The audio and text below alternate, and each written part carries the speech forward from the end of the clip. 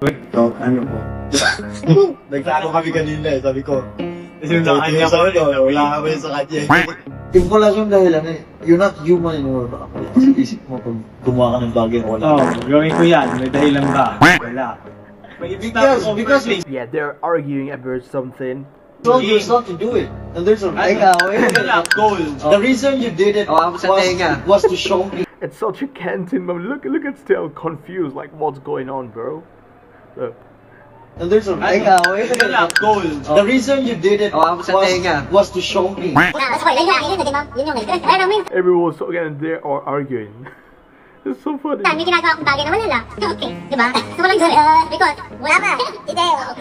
Walang reason. Parang naging reminder ko not overthink things na parang, bakit ko ito gagawin? Minsan naman, pwede ko naman gawin pala, no? With no bigger reason, parang gano'n. Pupunta ka sa stage mag-isa, pero pag andun ka na sa situation na nasa stage ka na, nawawala siya.